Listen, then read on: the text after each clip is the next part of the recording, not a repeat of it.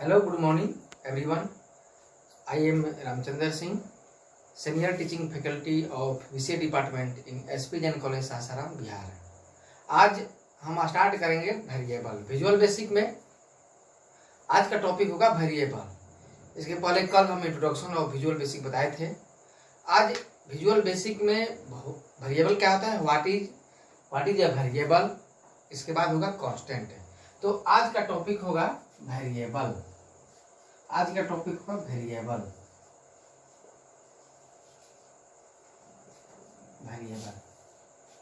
Variable का मतलब होता है कि जो कांस्टेंट वैल्यू को स्टोर करता है।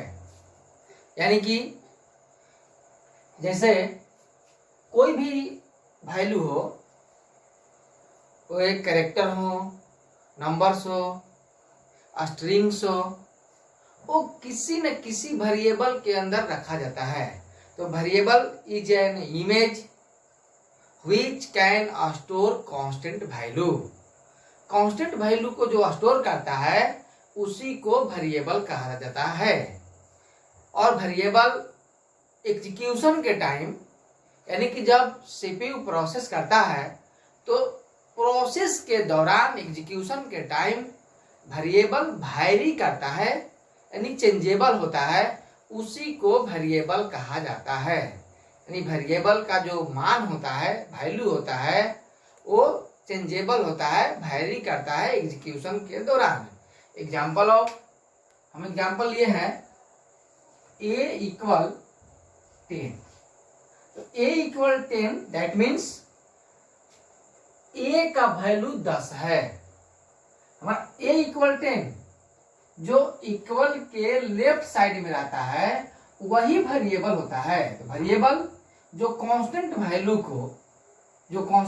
को स्टोर करता है उसी को वेरिएबल कहा जाता है। अभी हमने बोला कि वे इमेज जो कांस्टेंट वैल्यू को स्टोर करता है। तो a इक्वल 10 दैट मीन्स कि a का मान कितना है, 10 है। a का मान 10 हुआ। उसी तरीके से जो भी हम वेरिएबल b इक्वल 20, तो यहां पर b, a and b both are variables है।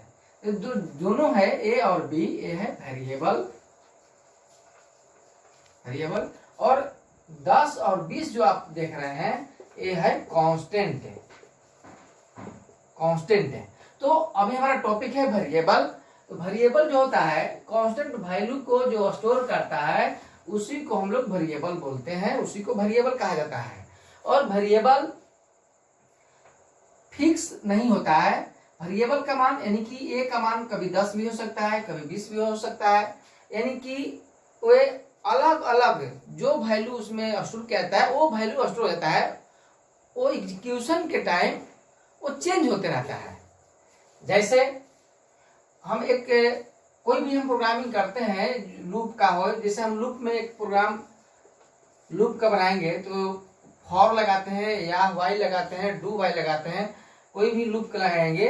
और एक हम वेरिएबल लेते हैं i equal to 1, i less than equal 10, i plus plus. उसके बाद इसमें हम लोग जो भी स्टेटमेंट होता है, स्टेटमेंट काम कराते हैं। उसके बाद इस लूप को हम लोग क्लोज करते हैं। तो होता क्या है कि i इक्वल 1 है, i में इनिशियलाइज 1 हो जाएगा।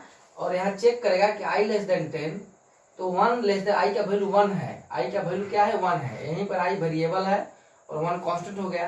तो i less then 10 that means 1 less than 10 condition true होगा। तो जो भी स्टेटमेंट हम लोग देंगे वो स्टेटमेंट एग्जीक्यूट करेगा। और एग्जीक्यूट करने के बाद i का value automatically i plus plus दिए हैं तो i का वैल्यू 2 हो जाएगा। तो 2 अभी देखें तो i 2 लेस देन 10। इसी तरीके से i का वैल्यू 10 तक चलेगा, यानी कि 10 लेस देन 10 ट्रू रहेगा। जब 11 होगा तो कंडीशन फॉल्स हो जाएगा। तो अभी हम लोग देखें कि वेरिएबल का मान 1 हुआ, फिर 2 हुआ, 3 हुआ, अप टू 10 टर्म तक चला। तो वेरिएबल जो है वो चेंजेबल है।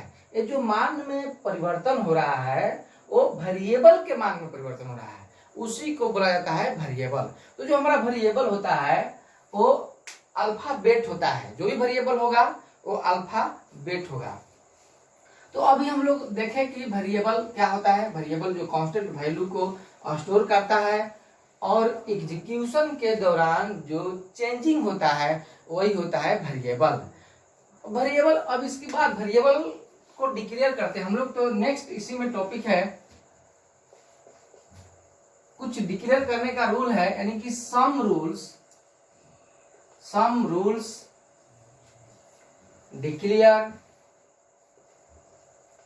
Declare a variable. यानी कि वेरिएबल डिक्लेयर करने का कुछ रूल्स है, कुछ लॉ है। तो सबसे पहला rules, there are various rules of declare in variable. पहला रूल है कि वेरिएबल अल्फाबेट होना चाहिए। वेरिएबल जो है अल्फाबेट होना चाहिए। अल्फाबेट यानी कि अल्फाबेट, जिस एग्जांपल में A B C up to Z तक जो भी वेरिएबल होगा वो अल्फाबेट होना चाहिए, A B C D Z तक। या किसी का हम नेम भी वेरिएबल के रूप में ले सकते हैं। दूसरा रूल्स है कि जो वेरिएबल होगा, वेरिएबल का मैक्सिमम लेंथ 40 कैरेक्टर तक। कुछ कंपाइलर जो है 40 कैरेक्टर तक लेता है, लेकिन इसमें हम लोग 8 कैरेक्टर का वेरिएबल लेंथ देना चाहिए। तो इसमें 8 कैरेक्टर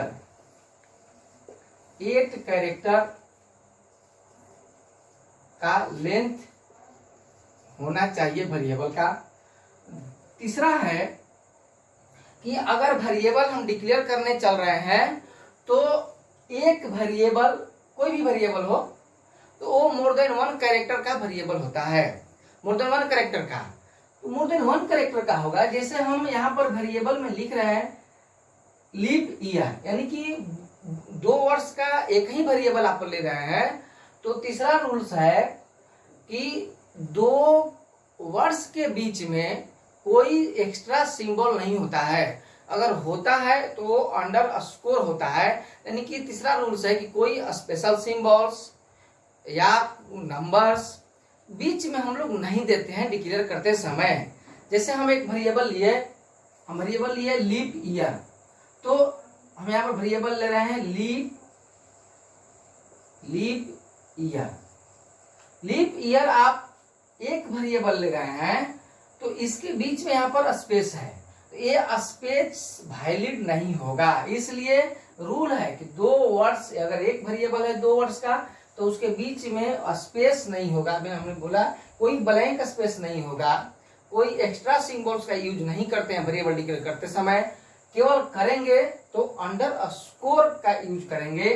तो तीसरा रूल है, यहाँ पर स्पेस नहीं होगा, यहीं पर आप अगर अंडरस्कोर दे सकते हैं, दे दीजिएगा तो आपका ये वैलिड हो जाएगा।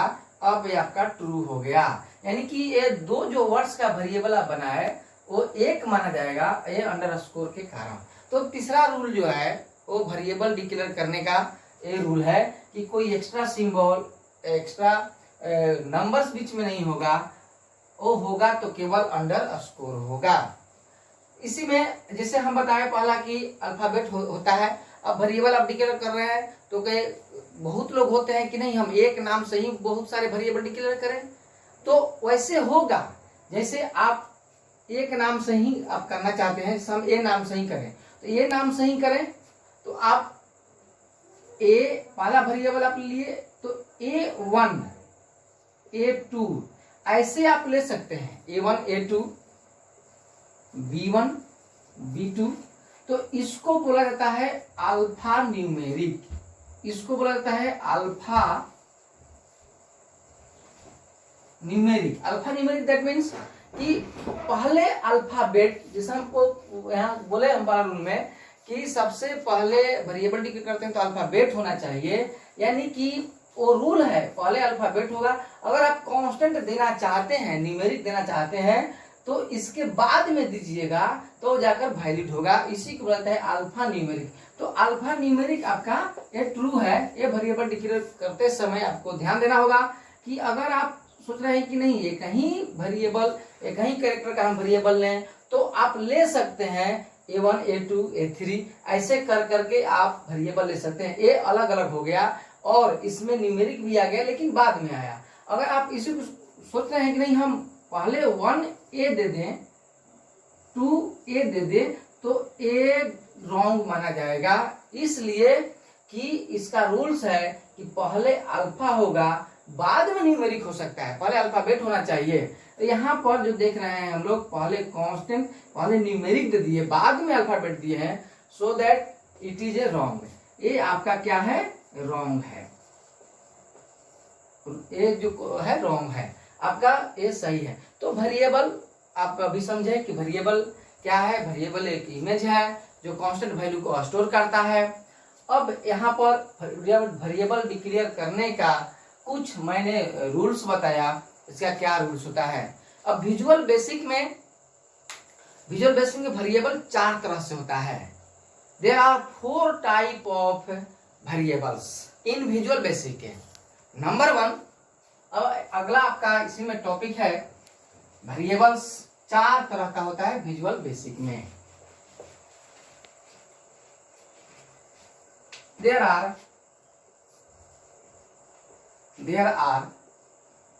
4 types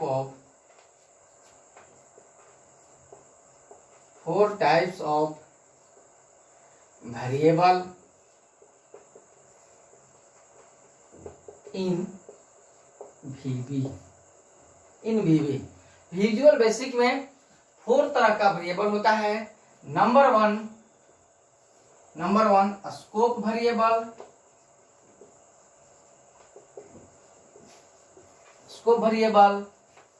number 2 static variable. Number 3 local variable और नंबर 4 ग्लोबल वेरिएबल। ये 4 तरह का वेरिएबल विजुअल बेसिक में होता है। पहला है स्कोप वेरिएबल। स्कोप वेरिएबल जो है, अब हम 1 बाय 1 चारों वेरिएबल के बारे में हम डिस्कस करेंगे। हम बताएंगे आपको कि चारों वेरिएबल क्या होता है, किस तरह का कौन वेरिएबल होता है, क्या चारों में डिफरेंस है, ये हम 1 बाय 1 हम डिस्कस करेंगे। तो अभी हम चलेंगे number 1 scope variable. Scope variable में डिफरेंट विजिबिलिटी यूज करता है, डिफरेंट विजिबिलिटी आता है। जैसे हम जो प्रोग्राम बनाएंगे, जस्ट इसके 1-2 क्लास के बाद हम प्रोग्राम में घुसेंगे, प्रोग्राम को बनाएंगे, सॉफ्टवेयर बनाएंगे, एप्लीकेशन डेवलप करेंगे। तो उस प्रोग्राम में हम जब बनाएंगे, डिक्लेयर करेंगे, तो बहुत से सारे कीवर्ड्स का यूज करेंगे। तो वेरिएबल डिक्लेयर करते समय डिम का यूज करते हैं, डिक्लेयर इन मेमोरी, पब्लिक का यूज करते हैं, प्राइवेट का यूज करते हैं। तो जिस वेरिएबल को डिक्लेयर करते समय हम डिफरेंट विजिबिलिटी का यूज करते हैं, अलग अलग हमें कीवर्ड्स का यूज करते हैं, तो उसको बोला जाता है स्कोप वेरिएबल। आप जब वेरिएबल डिक्लेयर कीजिएगा तो आप ऐसे विजुअल बेसिक में डिक्लेयर कीजिएगा डिम ABC एज इंटीजर। यहाँ डिम के जगह पर हम पब्लिक का भी यूज करते हैं, पब्लिक एज इंटीजर। तो डिम का यूज किए, पब्लिक का यूज किए, प्राइवेट का यूज किए। तो इस तरीके से जितने हम लोग कीवर्ड्स यूज करते हैं, अलग अलग कीवर्ड्स यूज करते हैं एक प्रोग्राम में, तो उसी को बोला जाता है स्कोप वेरिएबल। स्कोप वेरिएबल में डिफरेंट विजिबिलिटी, डिफरेंट कीवर्ड्स का यूज करता है, वो होता है स्कोप वेरिएबल। नंबर 2 है static variable. Sir number 2 static variable.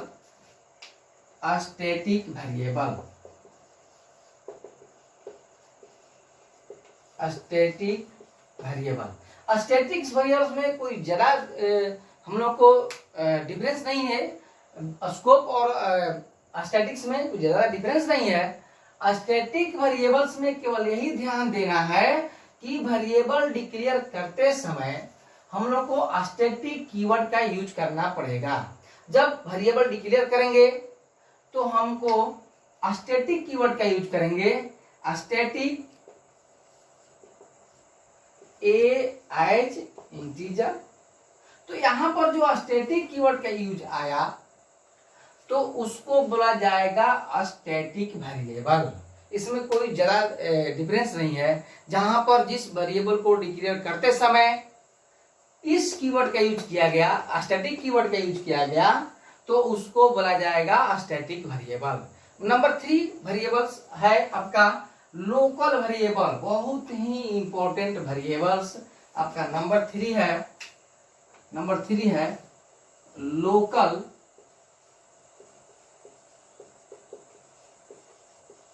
Local variable. Local variable जो अपने प्रोसीजर के अंदर, अपने मॉड्यूल के अंदर जिस वेरिएबल को डिक्लेयर किया जाता है, जैसे हम रियल लाइफ से एक एग्जांपल ले रहे हैं, अलग अलग एरिया होता है, उस एरिया का अलग अलग मालिक होता है। जैसे हमारे देश में बहुत से स्टेट हैं और सभी स्टेट का अलग अलग चीफ मिनिस्टर होते हैं। जैसे हमारे बिहार स्टेट के नीतीश कुमार चीफ मिनिस्टर हैं, यूपी के योगी हैं। ऐसे ऐसे सभी स्टेट में अलग अलग चीफ मिनिस्टर हैं जो अपने स्टेट का वो मालिक हैं। वो अपने स्टेट में वो कुछ भी करेंगे तो वो वैलिड रहेगा। हमारे नीतीश कुमार यूपी में जाकर कुछ नहीं घोषणा कर सकते हैं, वहां पर कुछ वो अपना वर्क नहीं दिखा सकते, वहां पर योगी दिखाएंगे और यहाँ पर नीतीश कुमार दिखाएंगे।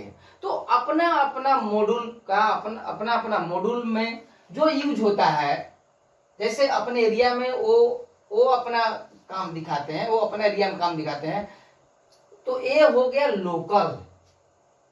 लेकिन यही हमारा चौथा जो है ग्लोबल वेरिएबल। जैसे ग्लोबल का मतलब होता है कि कहीं पर भी वो विजिट कर जाते हैं, जैसे हमारा प्राइम मिनिस्टर हो गए तो वो कहीं कोई स्टेट में विजिट कर जाएंगे, वो कोई उनको प्रॉब्लम नहीं है, वो हो जाते हैं ग्लोबल। लेकिन अभी हमारा तीसरा ही पॉइंट था लोकल वेरिएबल। लोकल वेरिएबल का मतलब कि लोकली यूज किया जाता है, अपने मॉड्यूल के अंदर ही यूज किया जाता है। जैसे हम अगर 2 बटन लिए हैं, जस्ट इसके बाद हम प्रोग्रामिंग घुसेंगे। कमांड 1 है और कमांड 2 है। कमांड 1 में जिस वेरिएबल की आवश्यकता है तो उसी में हमको डिक्लेयर करना पड़ेगा। ये नहीं कि कमांड 1 के वेरिएबल को कमांड 2 में यूज कर देंगे और कमांड 2 के वेरिएबल को कमांड 1 में यूज कर देंगे। नहीं, दोनों में यूज है तो दोनों में अलग अलग डिक्लेयर करना पड़ेगा। वही है आपका लोकल वेरिएबल। यानी अपने प्रोसीजर के अंदर, अपने मॉड्यूल के अंदर जब उसको डिक्लेयर किया जाता है और वहीं पर इसको एक्सेस किया जाता है, वहीं पर उसको एग्जीक्यूट किया जाता है, वो दूसरे मॉड्यूल में वो जाकर एक्सेस नहीं होगा। दूसरे मॉड्यूल में अगर एक्सेस करना होगा तो वहां पर डिक्लेयर करना पड़ेगा। This variable is local variable, इसको बोलते हैं लोकल वेरिएबल। और चौथा है लास्ट वेरिएबल का लास्ट पॉइंट, चौथा है आपका ग्लोबल वेरिएबल।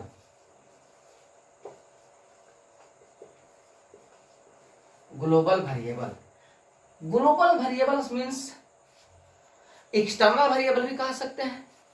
जैसे हम सी में आप जो लोगों को स्टोरेज क्लास जो हम पढ़ाए थे, तो स्टोरेज क्लास में एक एक्सटर्नल वेरिएबल होता है। एक्सटर्नल वेरिएबल का मीनिंग वही होता है जो यहाँ पर विजुअल बेसिक में ग्लोबल वेरिएबल का मीनिंग होता है।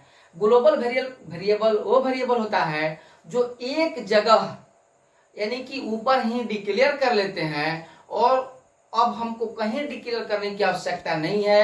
अब हर जगह हम उसको एक्सेस करेंगे, हर जगह हम उसको एग्जीक्यूट कराएंगे। वो हो गया ग्लोबल वेरिएबल। यानी कि हर जगह उसको आपको डिक्लेयर करना नहीं है, अब वो अपने आप वो हर जगह यूज करने के लिए वो सफिशिएंट है, वो यूज हो सकता है। वही है आपका ग्लोबल वेरिएबल। जैसे एक फॉर्म है, एक फॉर्म यहां है और एक फॉर्म यहां है, 2 फॉर्म है। ए फॉर्म 1 है और ए फॉर्म 2 है। यहाँ पर हम एक बटन लिए हैं, यहाँ पर ओके लिख दिए, ये है बटन 1, और यहाँ पर भी एक बटन ले लिए, ओके है, ये बटन 1 है। ये फॉर्म 2 का बटन 1 है और ये फॉर्म 1 का बटन 1 है। इसको जब हम लोग क्लिक करेंगे, इसको क्लिक करेंगे तो आपका यहां पर खुलेगा प्राइवेट सब बटन 1 अंडरस्कोर क्लिक। उसके बाद जो भी हम वेरिएबल यहां पर, अब इसके यहां पर इंड सब रहेगा, इसका हुआ। इसके बाद फॉर्म 2 के ओके पर क्लिक करेंगे तो यहां पर भी लिखा हुआ आएगा प्राइवेट सब बटन 1 अंडरस्कोर क्लिक, और इसका भी रहेगा यहां पर इंड सब। अब यहां पर एक्सटर्नल वेरिएबल का मतलब हुआ कि जिस वेरिएबल की यहां पर यूज करेंगे, इसमें इसका पार्ट यहां से यहां तक है और इसका पार्ट यहां से यहां तक है। तो अगर हमको एक वैसा वेरिएबल जो इसमें भी यूज हो और इसमें भी यूज हो, तो यहीं पर हम उसको डिक्लेयर कर देंगे dim a b as integer. तो यहां पर भी ए का यूज कर सकते हैं, इक्वल टू वैल। अगर इनपुट करना होगा तो इनपुट करा लेंगे, और यहां पर भी यूज कर सकते हैं, यानी कि val text box 1 dot text. जो हम कोडिंग आप लोगों को विधिवत इस प्रोग्रामिंग कैसे कहता है, मैं आपको ग्लोबल वेरिएबल का हम यूज बता रहे हैं कि अगर दोनों जगह बोथ मॉड्यूल्स में अगर एक ही वेरिएबल की आवश्यकता है तो सबसे ऊपर प्राइवेट सब के ऊपर हम दोनों वेरिएबल, जितने वेरिएबल्स का यूज है यहाँ पर डिक्लेयर कर देंगे, तो दोनों में हम उसको यूज कर सकते हैं। अगर यहीं पर लोकल इसको बनाना रहता तो इस डिम को यहाँ लिखना, इसमें यूज कर रहे हैं तो यहाँ लिखना पड़ जाता डिम ए एज इंटीजर, और यहाँ पर भी लिखना पड़ जाता डिम ए, तो दोनों जगहों पर लिखना पड़ जाता है। उससे बचने के लिए ग्लोबल जब हम लोग करते हैं तो एक ही जगह पर लिखा जाता है, वो हुआ ग्लोबल वेरिएबल। अब अगला टॉपिक हमारा होगा कांस्टेंट, और इसी के साथ हम टॉपिक को समाप्त कर रहे हैं। और इसको सब्सक्राइब करना मत भूलिएगा, और इसको शेयर कीजिएगा, लाइक कीजिएगा। धन्यवाद।